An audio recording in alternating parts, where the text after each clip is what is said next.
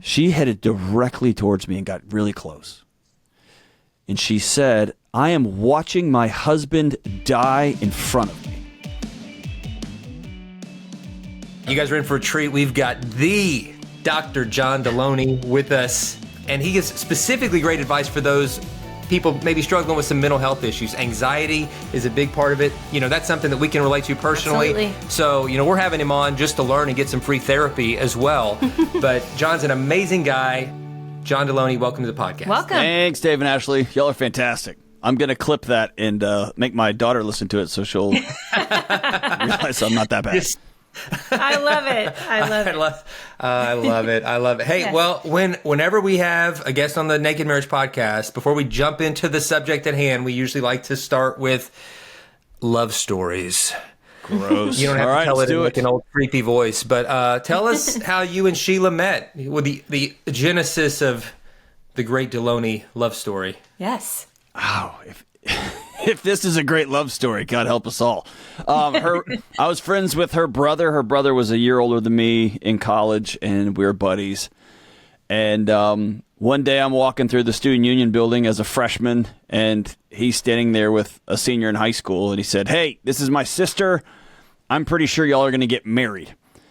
And Nice. I looked at her, and she had a brown braided belt, and she had it pulled up like her pants way too high. And I had long hair and a bunch of earrings, and I bathed on the bi-weekly schedule. And we both looked at each other and was like, yeah, no. She looked like a banjo playing country girl, and I looked like a guy who was so desperate to be in a punk rock band. Right. And then the next year she showed up at college, and I was playing a student recruitment event thing, and I was playing guitar, playing silly songs, and she said, I literally sat in that audience and said, "I'm going to marry that guy." And we broke up 5 times over 5 years, and then I had a terrible proposal in a Papacitos, a Mexican food restaurant in Houston. Oh, it's a we know great place, Papacitos, though. yeah. I feel like just doing it at the Papacitos almost guarantees a yes, because those tortillas, everybody's in a good mood. Everything is perfect except for how I did it. It was awful. And it's been 21 roller coaster-y years, so here we are, man. We just did 21 years last month, so it's been great. Oh, Here we are. happy anniversary. That's great. Happy anniversary. And you guys were at Lubbock Christian University? That's right, a little faith-based school right down the street, on the same street as Texas Tech University there in West Texas. I Nice. love it. That is so great. And how many kids? We have 2 kids, Hank and Josephine. Nice. Awesome. That's awesome. I love hearing those stories. Yeah. See, even if it starts out rough, guys, we sometimes have people who are single who want to be married one day listening to this, and I want to say there's hope. There is hope. If you think you have nothing in common, but you kind of hear that still small voice saying you should marry that person. There's still hope. Have patience. Yeah. Every once in a while, I still ask myself, did I hear that voice right? Was that the right? Marriage is quite the journey, right? That's right. The journey. Yeah. I love it. Well, I know, like Dave said, kind of right out of the gate, that you help so many people through your books, through your podcast, and you have such a heart for and knowledge of anxiety. And that is something that is near and dear to our heart, not only because, we, minister to a lot of people who deal with this as well, and we know how rampant it is, but also on a personal level. It's something not only we walk through ourselves, but even with some of our kids. And I know that we're just in a world that is so filled with anxiety. And I know you know this more than anybody. And so I just want to ask your inspiration kind of behind the book, like why focus specifically on anxiety? Oh, man. I think the long answer is I worked as a dean of students for almost 20 years. And over that 20-year period, it very rapidly went from feeling like it was overnight, but it was actually a couple of decades. It went from, hey, my kid's got ADHD, where does the accommodation office? And hey, my kid is smoking cigarettes, and can you help him stop dipping? Yeah. To, I can't breathe when I walk into that classroom. Mm-hmm. Or, we grew up in such a traumatic home. I need you to help my kid. I've done all I can. And by the way, you help my kid. Can I sit down in your office for an hour too? And so it became this pervasive, it became in the air with these young people I was working at. And what was frustrating in retrospect was it was happening to me too, and I missed it. I didn't know. And so I was chasing and running, and every certificate, every new title at the office, every dollar amount. The moment I got a raise, I was planning for the next one. I mean, it was just madness. And on a personal level, eventually my body said, I'm out. I've given you every signal. I've banged every drum. I've rung every alarm system we have. I quit. And I didn't have a psychology for that because I was a go-getter. And so, and my marriage didn't have a psychology for that. And I had a new 2-year-old little boy. He didn't. I mean, so this is a very personal thing. As it comes to the actual book, I co-host the show with Dave Ramsey, the nationally syndicated radio show. And during COVID, people were calling, and it was this: I'm burned out, I'm stressed, and I'm stressed, and I'm stressed, I'm anxious, I've got anxiety. How do I stop this anxiety so I can go do my other things? And one day I just pulled the headphones off and I looked at Dave and I said, anxiety's not the problem. That's just the alarm letting you know that your life is spinning out of control on you and your body's desperately in a loving way trying to get your attention. And he sat back and he's got a very particular face he makes when he's thinking, and he looked at it and said, that's your next book. Wow. And I didn't want to write it. I wanted to write something about parenting or kumbaya, something, and the team got together and said, hey, not to be over dramatic, the world needs this book right now. Yeah. And here we are. It is so needed, man. Yeah, building a non-anxious life. I mean, that's the hope that all of us have. But where do you think all this anxiety has come from? You know, because you said over those couple decades that you were seeing it firsthand on the front lines in that university setting. But that was just kind of like a little sample of what was happening on a broader scale. And I think all of us have seen that. And I think COVID amplified that, but it was around before, well before COVID. Like, what happened over the last 20 years? Like, why is there so much anxiety for, I want to know, like, it's a mystery to me. I'm like, where did all this come from? What's happening? Yeah. I think anybody that tells you it's because of this one thing is the moment somebody says it's because of this, it's because of our diets, or it's because of the seed oils, or it's because of the cell phones. Anytime somebody distills it down into a single data point, I think it's wise to stop following them and to not listen to them anymore because they're trying to sell you something.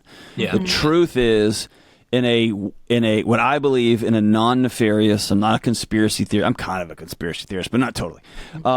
In a very uncoordinated way, a whole bunch of people across a whole bunch of industries and a whole bunch of contexts were doing the best they could to make life more comfortable, to make life faster, to make life, to hack things, to not, why wait 30 years of hard work when you can just get to be a CEO at 21 if you just do these 10 things? All of it, why in the world would you take a knee before God? You don't need to anymore. We've got food. We can pump water 4 miles from the middle central of the earth, right? We've solved all these problems, and we landed in this world about 25 years ago, and it's just accelerated. We've created a world that our bodies were not designed to live in. Oh, wow. Full stop. And you can the range of things, from our cars to our technology to our food to our movement to our jobs to all of us have a little box in our pockets that literally can make us millionaires overnight if we do it right. We have, like, what I was looking today, 470,000 Instagram friends as of this thing. I know personally about 9 of them. And our bodies aren't designed for 470,000 people, right? 10 of them now, right. Because 10. we're one of those, or 11, 11 because we're a joint account of that 470. No, we're a joint account. That's See, you're up to I was 11. counting y'all twice, actually. It's only we're already in that. It's I only have 5 friends. I was counting y'all as y'all. There we go. So all to say is, I think we are all anxious because our bodies are trying to let us know, hey guys, we have created a world that's incredibly fragile and incredibly unsafe. And it happened all at the same time. And our whole ecosystem, our entire culture is designed to help you climb up and to that alarm and just pull the batteries out. The goal is to distract. The goal is to stop the alarm so you can go about doing what you want to do. And if you pull the batteries out of your smoke detector, man, you'll silence the alarms and your house will burn down around you. And that's this whole idea of this book. Dude, I don't want to live in a house without a smoke detector. I don't want to try to stop being anxious. I want to create a world where those alarms only go off when they're absolutely necessary. And when there's a true bear at the front of my cave, and other than that, we're going to start living these fruits of the Spirit. How do you create a life worth living, right? Man, I love that. And hey, hold on. This is super uncomfortable if you really start peeling back the layers. And it's super countercultural if you dig into it. It's already got me in some trouble. It's hard when you start really peeling back like, oh, so what you're saying is, and I'm saying, yeah, that's exactly what I'm saying. It's hard. Well, yeah, because the world rewards behaviors that lead to anxiety. Like we're a driven culture, we're like it's achievement based. It's, we equate busyness with success, and it's like we keep adding on. And none of that creates more peace, right? Peace isn't really the goal. It's just success without the anxiety. It's living without the batteries in the alarm. Yeah. And we're missing out on real peace, like the fruit of the Spirit, like you said, the love, joy, peace, patience, all that stuff that God wants to give us, but we don't have room, we don't have margin for it. And I'm preaching to myself, like I've been guilty of all this, of charging too hard and my body giving out and all of that. You've had your body give out. I mean, literally. I mean, he ended up with a thyroid disorder that they say it kind of is genetic, lies dormant, but stress and anxiety kind of ruined it. I mean, basically, it kind of ruined his thyroid. Yeah. And I mean, he's fine, thank God. You had to readjust your schedule. You had to do those things. But what I want to make sure that those listening, whether it's for themselves or maybe for their spouse, like these signs, I would love for you, to quickly tell us maybe what are those alarm bells? Like, what are some signs that we need to lean into and say, wow, like our body and our minds are telling us something, like that we might be anxious. I think you just brought up a great point talking about Dave's thyroid. Yes. So when somebody asks me about is ADHD genetic or is anxiety genetic, here's the way I explain that. The three of us, we all have homes, and let's pretend we all had three separate homes that all had three separate basements. Ashley, in your basement was a guitar studio. You build guitars and you rock out. And in Dave's, you have a candle factory where you make the best smelling candles. And in my garage, it's a motorcycle repair garage. All three of those houses catch fire. And in Dave's, yours is going to, like, the fire department is going to talk for years about how good your house smelled as it slowly simmered to the ground. It was full of wax and it was beautiful and it smelled nice and it gently burned down. Right? Ashley, yours is going to have transistors popping off down there. There's going to be noise and feedback. And mine is so full of chemicals and combustible things, it's going to go up like a mushroom cloud. Right. So it's hard to answer that question, what does this look like? And that's one of my core issues with the DSM, with the diagnostic manual that doctors use, is it categorizes everything into these little slivers. And if you don't fit in those slivers, it dumps you into another label. The reality is, Dave, your body might shut you down with a thyroid issue. My body might shut me down with depression. Your body might shut you down, Ashley, with I'm going to eat, or I'm going to grab a drink, I'm going to grab a drink, whatever the thing is. And so I think some of the core issues up front are we are designed from the get-go to sleep. And if you can't put your head down and go to sleep, that's a great signal that your body's not okay. If you are with somebody that you're married to and sex has become something that you lean away from, and I'm using sex globally as intimacy, and sex can be actual sex or it can be sitting next to somebody on the couch and you're just holding hands and your feet are intertwined. If that becomes something that sets off your body, this isn't safe. If you pull into your driveway and you exhale and you immediately pull your phone out, or if somebody you love, your spouse pulls into the driveway and you immediately head to the bedroom and shut the bathroom door, not because you're hiding, just your body saying, "Hey, let's get out of here." It's those small little. If you find yourself getting another drink, or you find yourself that coworker texts you and it makes you laugh and they text you back, and then your spouse comes in and you turn your phone over. That's the moment, right? So it can be any number of signals. And usually it's the start of a numbing behavior or an outsourcing behavior or a behavior that just doesn't make sense biologically, right? That's where I want to point people to begin to catch themselves. And I'll tell you this, I am terrible at catching my own signals. Often it's those who love us, if they have permission to speak into our lives, my wife will gently say, "Did you just grab that bag of candy because you want candy?" Or because, and I'll set it down, right? Or my wife will say, are you going back to the gym because you think you need another workout? And I'll say, no, I need to go burn something off. And she'll go, okay, great. Or am I hiding from something, right? So the people around us that we love, that group of guys, that group of men and women that we trust, or our spouse, they often are great at pointing out things that we don't see for ourselves also. So true. And we always tell people on this podcast, we say, like, if your spouse comes to you with a genuine concern, especially about some kind of mental health issue, believe them. Like, why would they make this up? Like, believe them. They're concerned about you. And I think a lot of times when we are anxious or depressed or just going through a really rough season and we're not recognizing that we have these triggers or we have these responses and these alarm bells going off, we tend to get really defensive, Yeah. And like, I'll be honest with you, when I first started noticing Dave, like, and it kind of manifested differently in you with your experience with anxiety and depression than it did with me. And it took me a minute to recognize it. But when I did, I remember at first you were a little bit like, I'm fine. It's just a busy season. Because I got scented candles in my basement. Yeah. That's right. That's right. And so it smelled better. It smells good. It's hard to recognize something bad when it smells so good. I was having a meltdown. Well, here was mine. Here was mine, guys. I got another promotion, and I got another significant raise. More money than my parents had ever wrapped their head around. Mm-hmm. And I got asked to be on another task force. And fill in the blank. And it was sitting down and realizing my wife was slowly, unintentionally, unconsciously creating an alt universe for her and my new son. Because I was like being married to a taser. And I remember slowly feeling like I am not even a part of my own life. I'm not a part of this household. And so anxiety for me looked like a whole bunch of success until it stopped, right? Until it all fell off. So it didn't look like I, burned the building down or slept with a secretary like the A&E specials always make it out to be. Sure. For me, it was just slow, that quiet life of desperation, right? That was slowly heading off. I'm gonna achieve myself directly into the ground. Right. Yeah. I love that you mentioned that because, sometimes there's not these outward signs. And like from the outside, it looks great. It's like success after success, but really relationally, that distance, I think that happens so often.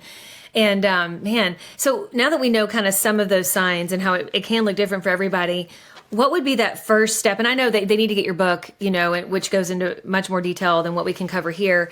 But like, what would be a first step if they're listening to this and either they themselves are like, they're describing me or they're describing my spouse? What would you say would be the first step they need to take? I think it's important to choose reality, to own reality. And how do you do that? What does that mean? Get in a quiet space. And by the way, if I say get in a quiet space and you say, oh, who's got the time? I'm talking directly to you now. Right. Yeah. But get in a quiet space for 5 or 10 minutes and turn everything off and ask yourself, what's the state of my marriage?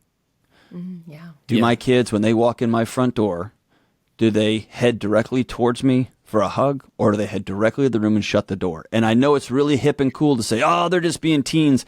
That's absolute nonsense. That is 20th and 21st century insanity. Mm-hmm. Our children are not designed to hide from their parents.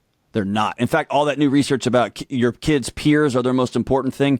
That's because they have to, because our parents are so distracted and so unplugged into their life and have outsourced every facet of our kids' childhood that they have to lean into these other relationships. Of course, they're more important. So be real. What is the state of your sex and intimacy with your spouse? What is the state of your job?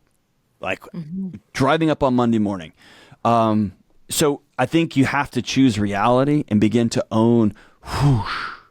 And then the other big important thing is you've got to ask somebody else. So where this book got gnarly for me, again, when you're a part of a publishing house and you have like my last book did really well and they're like, all right, so we've done some SEO. And whenever somebody says that, you're like, oh no. Like, so we've surveyed America and here's what they want to know about. And I'm like, I want to write a metal record. And they're like, we need another pop record, man. It's kind of like that. Yeah. And, so I've been having this anxiety conversation for 20 years, y'all.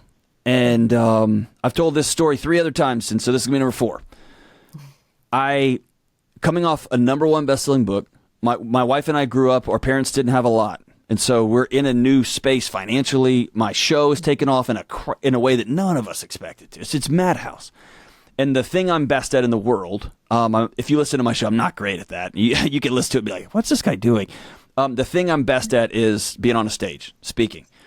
And that had taken off in a way that I never could have dreamt. And there was 2 speaking events that I really wanted to be a part of. And my manager called me over the Christmas break. I'm down in our basement exercising, and the manager calls, and he goes, hey, I got some tough news. You got a second? And I was like, yeah, what is it? And he said, I got the speaking gig. And I start yelling in my basement. Yeah, I'm cheering. And then he goes, and then, you know that other one? I go, yeah. And he goes, I got that one too. And so I am beside myself. I hang up the phone with him, and my wife comes downstairs into the basement. She says, what are you yelling about? And I said, I got these 2 whatever gigs. And her normal default setting when I'm acting my full anxious self is she will retreat. That's just kind of how she just backs up, and we will circle around later and have the conversation. She didn't do that this time for maybe the first time in our marriage. Mm-hmm. She headed directly towards me and got really close. And she said, I am watching my husband die in front of me. Wow. And then she made a circle with her hands, and she said, the pie chart for how much I love you, and the pie piece inside that pie chart, that is how much money you make, is full. It's full. And then she said, you can take these speaking gigs, do whatever you want, but do not lie to yourself and say this is for me, this is for the kids, or for our family. From this point forward, this is for your ego. And then she looked at me and said a phrase that I did not have a psychology for. She said, John, we have enough. And she walked away. She walked back upstairs. Wow. And that was her saying, I've been on this road with you before. I gave up my job for you last time. I have traded in my soul for this. And here we are again. I'm not doing this again. And it was a powerful moment to go, oh no. So this book, about halfway through, I went and checked myself into a hotel, and I wrote for a week. I was writing a book, very preachy, very at you. And I started over, and the book is very much me pulling up a stool next to you at the nacho bar and saying, hey, dude, we need to have, I'm with you now. Yeah. And I realized I wasn't living this stuff either, and I teach it, and it was happening to me again. And so I tell you, you got to own reality, you got to choose reality, and you have to get connected. You have to have other people that you trust that will speak truth into your life. If that's a pastor, if that's a minister, if that's a therapist, or if that's a spouse or best friend that you trust, you got to have somebody else that can hold a mirror up to you and say, you don't see what I'm seeing. I love that. And I'm so glad, like you said, it wasn't her go-to, but she saw it as a crucial, pivotal moment. She's like, I've got to speak this truth. Did things change? You know, did you make some adjustments after that? Well, here's why. So I took the 2 gigs. I took them. I don't have a plan B. I didn't know what enough was. Sure. Yeah. And in a weird way. So this is the place when I'm speaking to business owners, especially, they're the ones that go, oh, so we just quit and we don't. No. I look at the world. We radically need a season of highly ambitious people going out to solve some of these major challenges, working together. I got 2 kids in this. I got 2 young kids. I have fully invested in people going out and working really, really hard to solve some of these big challenges we have. But it all comes at a cost. It does, and I am busier now, right this second, than I was during that time. But what's different is my wife and I sat down in June and said, all right, what's the next 4 months look like for us? We have 2 months where we're going to intentionally slow way down, so I can build some relational equity, because come August 15th, we hit the gas hard because I got a national book to hit the road and go sell. And so great, now we know that. And I spent extra time with kids and extra time with wife and extra time putting money aside so I could say no to some things. And all that to say is now, dude, I'm running busier than ever, and we are completely in sync because we planned it. It's highly intentional, and there's a finish line somewhere. This isn't her body saying, oh, this is just the rest of your life. And this isn't my body going, okay, what's the next? What's the next? What's the next? And so actually stopping and being intentional and anchoring in turns off the anxiety alarms, because your body knows, oh, you're back in the driver's seat of your own life. Cool. I don't have to scream at you. You're driving, and you're driving intentionally 150 miles an hour. Awesome. But we know that once we hit mile marker 10, we're going to go back to 55. Cool. Let's do that. And so we are plugged in and locked in. We're out running as fast as we can. And come October 20th, when the first season out, we already have it on the books. we're going back to where we honeymooned in Austin, Texas, and we're going to spend some time just staring off into space. And my body knows that. And so there's no anxiety alarms. There's a lot of stress, but it's not out of control chaos. Yeah, that's pacing. So good. It is so good, guys. And this has been one of the most meaningful conversations we've had on this podcast. And I know there are so many folks listening right now, and you're just nodding your head up and down like, my gosh, he's talking to me. He's talking about me. And there are solutions. There's help. You don't have to stay in that breakneck pace. You can take a step back and you can redefine the pace. You can reconnect with your spouse. Because listen, no amount of success outside the home is worth sacrificing your health or sacrificing success inside the home. And once you realize that, and once you start prioritizing your personal health, physical, mental, spiritual, your marital health, relationships with your kids, and then you're also together making a plan to be at your best outside the home too, you really can be healthy in all places. You can thrive in your career, and you can thrive at home, and you can do it without living in constant anxiety and stress. And I encourage everybody to get this book and to connect with Dr. John Delony on his show and all the places he is. He's a great follow on Instagram. Before we wrap up, I want him to tell you all the places that you can connect with him. But I encourage you to do that as a next step as well. And then to have these conversations with your spouse. So it's one of the main reasons why we do what we do here at the Naked Marriage Podcast isn't to give you all the answers, but rather to put you in a place where you and your spouse can have some new conversations. The two of you and God can figure this out together. And I hope that today has sparked a need to have some conversations, maybe some of the most conversations you've ever had about your pace, about your health, and about what real success looks like and what you're wanting to do to get there. So, Man, I appreciate that. Hey, let me tell you this. I've spent the last 20 years with scientists and nerds. I'm a nerd of nerds, and that's my gang. And also, all the nerd information in the world went right through my heart and out the back. Right? It didn't. So this book is written for not nerds. I'm conceding that world to the Andrew Hubermans of the world. They can have it. That's awesome. This book is for the mom who's exhausted.